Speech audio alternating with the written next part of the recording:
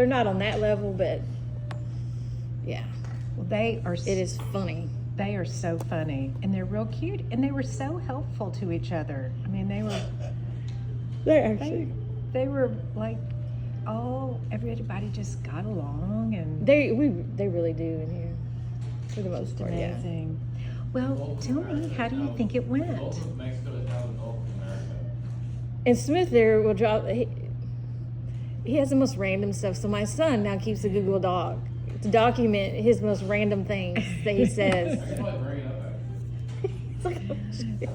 Okay, sorry. Yes, I saw that on Google, as a matter of fact. I think Google changed their maps to, I don't know. So that was a small group of 9 students.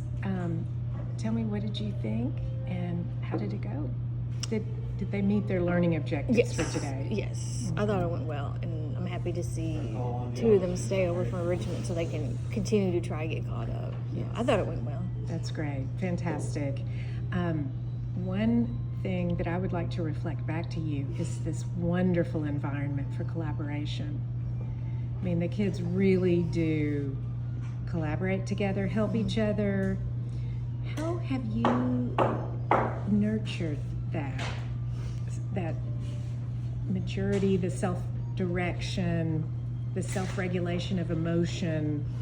What have you done in your classroom to create that environment for them to be self-directed, because they're working by themselves, but then they're also collaborative and focused? What's the secret sauce, I guess, is what I'm asking. So on the first day of instruction of a new project, I have Canvas slides and YouTube videos, and we always go over that and we watch. I give them opportunities to ask me any question. And then it's always, I think, the first couple of days of the project until they get really comfortable with what we're doing. It's a lot of questions, and so I will go around the room to each student and talk with them, check in. And I still do that, even in class up to this point, that to make sure they're understanding, see how they're progressing. And I'm also checking to make sure that they're staying within our time frame so we can get done and move on to something else. But that also allows me to know if I have a student who's working faster, that maybe I can move them to help somebody else if need be. And so I'm always having to adjust with all of their projects.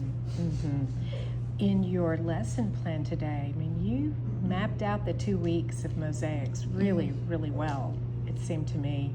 Is that getting easier to do this year with practice to map out on paper and then to make adjustments along the way? Yes. So I take into consideration that most of these projects I have done myself, so I know how long it'll take, and I also factor in that many of them are learning it too, so there's a little time frame to adjust. But then also I know I have to adjust for school activities that may take them out of the classroom where someone's sick, so there's a lot of, I may build in some extra time because of that. And that's just because I think that's the reality of education. Right, exactly. Listen to that noise. Is that from next door? So below us is a carpenter shop. Oh. And the monks work down in there, and so they've been working all day, and it's been loud. Okay. All But right. when they're routing stuff, you can definitely hear it. You can hear it. Yeah, that's what we're hearing. Yeah, this is a great building. Fantastic. Let's see. I really looked, I think domain 2 is what I really noticed today. Classroom environment. Your rapport with your students, it's so positive. The kids were focused. You kept repeating the due date. And not because you wanted it, and then what they were going to be doing next. And always helping them with their purpose for finishing up, especially for today. But I was very impressed. What did you think about the way that they explained their mosaics? What did you think about that? Were you pleased with that? Yes, because and that's one of the things. Another class, they're start presenting their work from this point on, and of course those are intro classes. But that's part of meeting some state standards. And in here, because it is smaller, they're constantly talking about what they're working on and why they've created what they have created. So I don't necessarily. I mean, that would fulfill state standard in a sense, but when you have a class of 7 that, you know, they're constantly explaining why they've created what they created, and that, you know, they all look at each other's work. Sometimes they give each other a hard time about it, but that's normal. Oh yeah, they're just, this is the way they're having fun. They're having fun and enjoying each other's company. In this advanced class, every now and then, and it's not very often, I'll actually sit in with them and work on a project alongside of them. So I knew with mosaics I would not have the time, but I have less. The project for this, we did icons, so I worked alongside them too, as they were working through. And stained glass, which is next, I'll work beside them and do a project when I can. Yes, yeah. And what do you think the benefit of that is, working alongside them? What kind of lessons can the students get from watching their teacher learn, do you think? Well, I think for some of them, they get inspiration from it, and sometimes they like, oh, I can do this or I can do that, and that's part of sharing ideas with each other. But it also, for me, kind of lets me work through, is there any issues I need to, because I try to get ahead of them that I can beat to them. It's just kind of let me figure out some things before they have to figure it out, and if I can get ahead of any opportunities. But it's mainly to show them different ways that they can do things. Yes, right. Fantastic.